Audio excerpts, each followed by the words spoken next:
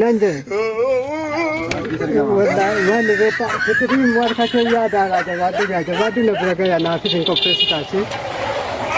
Jawadu ko to na fisin ko pesta lamata arkuma ke ya daga banna de. ऐसी है हेलो ये जब बातू चला किसी को पैसे था जब बातू ना बिरा गया मस्जिद ना करना तो किसी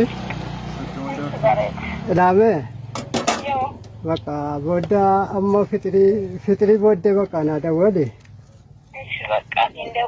ऐसी ऐसी बड़े दुखों से डम में को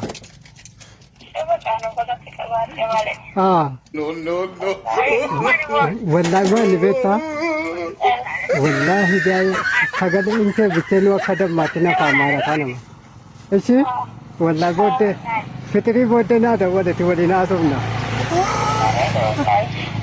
इन्हें दे वल्लाह खगड़ इनके वो खाना चाला में आते सिर्फ वो खाना चाला में आते वल्लाह गिल्ला so kita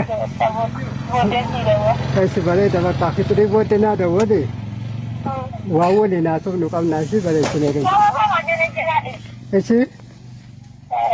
ऐसे दम मिट्टी को ओह ज़्यादा तो no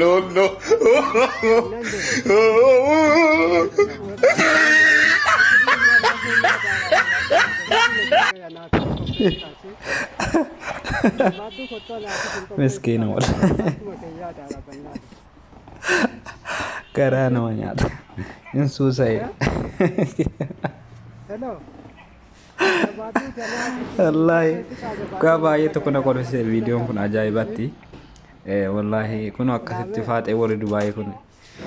Biyyatti janajjan way galan rabbi qalbi jara hayiso. Kanaafuu warri jaarsa qabdanuu jaarsa biyyarraa qabdan warri jaarsa biyyatti dhiiftanii baatanii akkana jechuudha. Booda faxirii osoo hin taane faxartanii kaatanii bakka zanaa jettaniituma jechuudha. Itti daawwattanii akkana sammuu isaa firii gootan jechuudha. Akkasitti jechuudha faxara isa faxaree ka'e jechuudha. Akkasitti garaa keessa facaafatee gara masgidaa adeemu jechuudha salaataaf. Kanaafuu akkasitti viidiyoo kana faaxee warra mana madaamii keessa hojjetu jechuudha. Haddaamota keenya rabbii umurii jiraannu fadheeressu.